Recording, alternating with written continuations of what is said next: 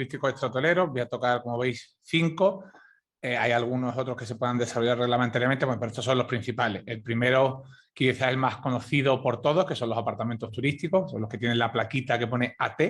Ahora vemos que hay 2 categorías. Luego las viviendas con fines turísticos, que ahora pues todo el mundo las conoce porque están muy en boca de todos. Las viviendas turísticas de alojamiento rural, otra categoría de vivienda turística que hay, pero que se ubican en terreno rural. Las casas rurales, y ahora veremos en qué se parecen a las viviendas turísticas de alojamiento rural, o mejor dicho, en qué se diferencian, si se diferencian en algo. Y por último, pues haré una breve reseña a los campings. En cada tipo de alojamiento he puesto justo debajo pues, el decreto que lo regula y los artículos de la Ley de Turismo. Voy a empezar con los apartamentos turísticos. De cada tipo de alojamiento voy a dar unas pequeñas pinceladas, porque no daría tiempo a entrar en profundidad a verlos todos, pero sí así los principales rasgos que los caracterizan. Ahí tenéis la definición de apartamento turístico, donde una de las características fundamentales es que está formado por un conjunto de unidades. Veis, bueno, la definición, que prestan alojamiento turístico, que tengan cocina para la elaboración de alimentos, pero lo principal es que tienen unidad de explotación, como voy a ver al final, dice que sean objeto de explotación en común por la misma persona, están sometidos al principio de unidad de explotación y que son un conjunto de unidades, no solo una. Dentro de esto del conjunto tiene especial importancia ahora cuando veamos los grupos. Existen dos grupos de apartamentos turísticos, los edificios o complejos, que esto es muy sencillo, son los edificios enteros. Cuando hay un edificio entero que son apartamentos turísticos, puede ser un edificio o complejo. ¿Cuál es la principal característica? Que tienen que tener 3 o más unidades y entrada propia. Si solo hay 2 unidades, no llega a ser un complejo, porque no tiene 3 unidades, tiene que tener 3 o más y entrada propia. Lo de la entrada propia, quiero hacer un matiz, aquí estamos estudiando la normativa de la Junta de Andalucía. Lo digo porque puede ser que urbanísticamente el requisito de entrada propia se extienda a otro tipo de grupos, como son los conjuntos. Pero bueno, ahora viendo los conjuntos, ¿qué diferencia hay entre el conjunto y el complejo de edificios? Que el conjunto no implica que todas las estancias o viviendas o fincas registrales que haya en el edificio estén destinadas a apartamentos turísticos. ¿Qué se establece por los conjuntos? Cuando existen 3 o más en un mismo inmueble o grupo de inmuebles. Aquí hay un matiz súper importante. Te dice 3 o más en un grupo de inmuebles contiguos o no. Contiguos todo el mundo sabe lo que significa. Y ahora, no contiguos, ¿qué implica? Que estén en una distancia máxima de 1000 metros. Es decir, cogemos con un compás, ponemos un apartamento en el eje del compás, dibujamos un radio de 1 kilómetro y todo lo que, si dentro de esa circunferencia tenemos más de 2, estaríamos en un conjunto. Si tenemos 2 o menos, estaríamos en un grupo, pero que no llega a ser conjunto. Digo esto porque es muy puñetero cuando te dice que un grupo está formado por 2 a menos de 1000, pero un conjunto solo por 3. Evidentemente un grupo no va a ser una, porque si no sería un grupo, pero bueno, evidentemente para que sea un conjunto tiene que ser 3 o más. Lo digo porque a veces ocurre que una misma persona tiene 2 grupos, uno con 2 viviendas y otro con 2 viviendas. O sea, traza las 2 circunferencias y en ningún momento se tocan. Tiene 2 grupos, como el conjunto se define como un grupo de inmuebles, no como grupos de inmuebles, no entraría en la categoría, a mi parecer, de apartamentos turísticos. Se calificaría probablemente como viviendas turísticas. Igualmente sometidas bajo el principio de unidad de explotación. ¿Cuál es la duración máxima o mínima que puede tener una estancia en un apartamento turístico? De 1 día a 45. Más de un usuario no puede estar en un apartamento turístico más de 45 días seguidos. Esto es importante. Está 45 días y luego está otros 45, hay un día por medio que no está, pues no estaría 45 días seguidos. Esto es respecto a los usuarios.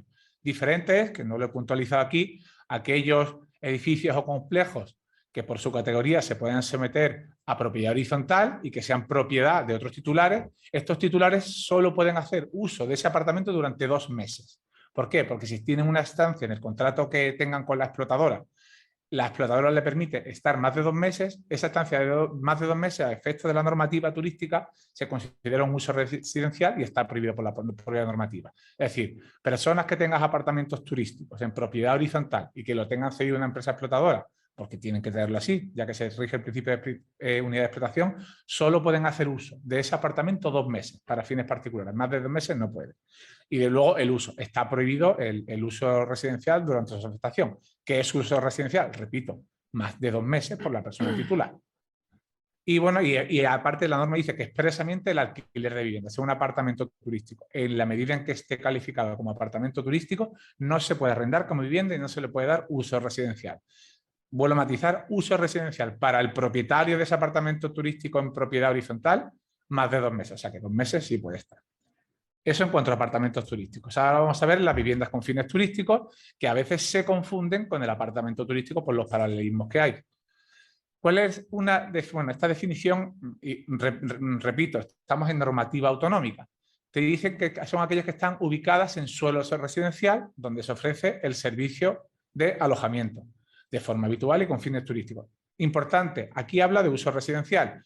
Muchos conoceréis la famosa sentencia del Supremo sobre el Pacto General de Ordenación Urbana de Bilbao, que indica que las viviendas turísticas tienen que estar en suelo terciario, de una manera un poco no, totalmente contraria a esta. Entonces, ahora mismo tenemos un conflicto, ya que la normativa autonómica actual indica que una vivienda turística tiene que estar en suelo residencial, pero tenemos dos sentencias del Supremo donde indica que las viviendas turísticas, desde el punto de vista del urbanismo, tienen que estar en suelo terciario.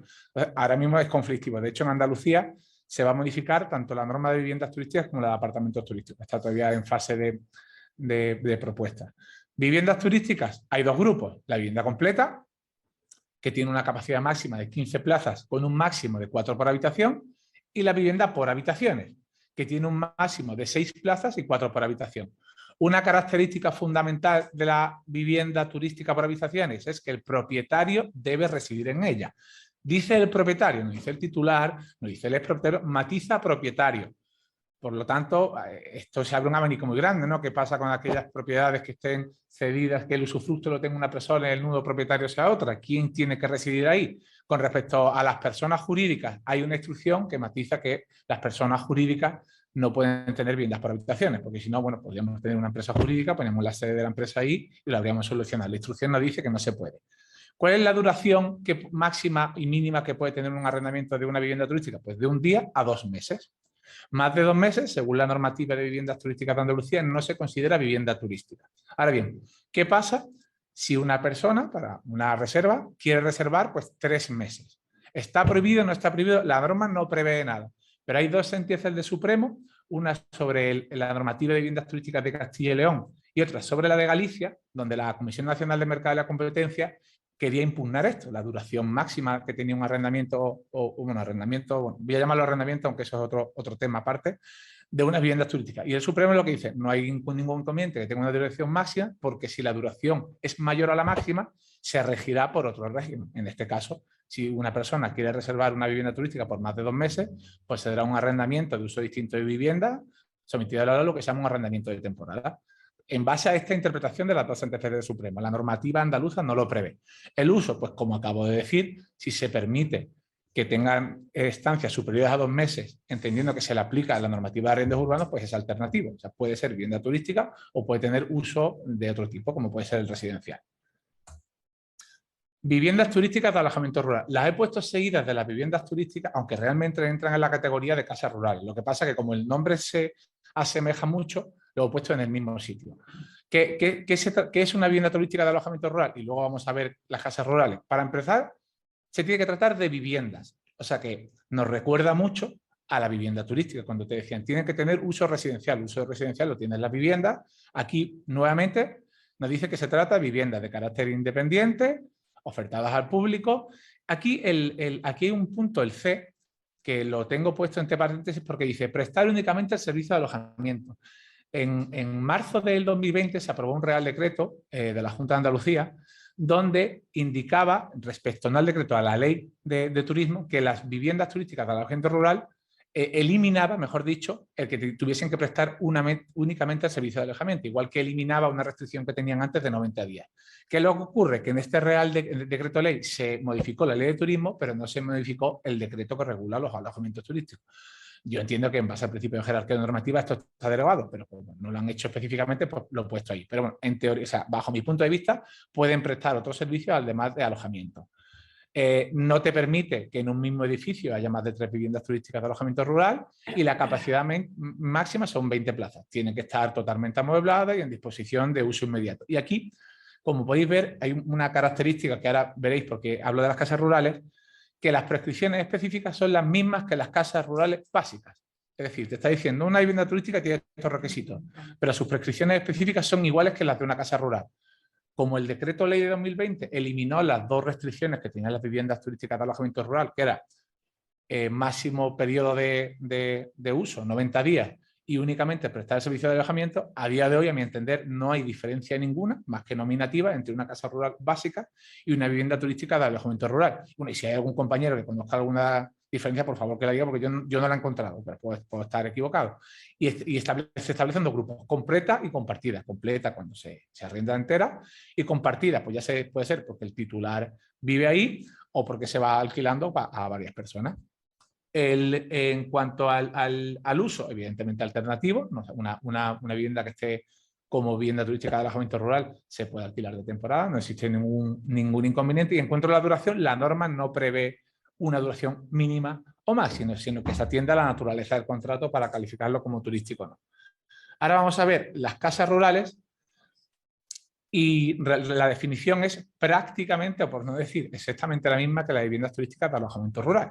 Si veis, 20 plazas, no existir más de 3 viviendas, se trata de viviendas independientes, 2 grupos, completas compartidas, duración de aficionado y uso alternativo. ¿Por qué he puesto primero las viviendas turísticas? Para compararlo con las viviendas con fines turísticos. Pero realmente una vivienda turística de alojamiento rural es como una casa rural. No lo he indicado aquí, pero casas rurales hay dos tipologías, superior y básica. Atiende a metros que tenga la vivienda, cuartos de baño, habitaciones, características más bien físicas. Pero esa es la diferencia principal. Y luego, por último, he reseñado lo que son los campings. Los campings, bueno, todo el mundo conoce lo que es un camping.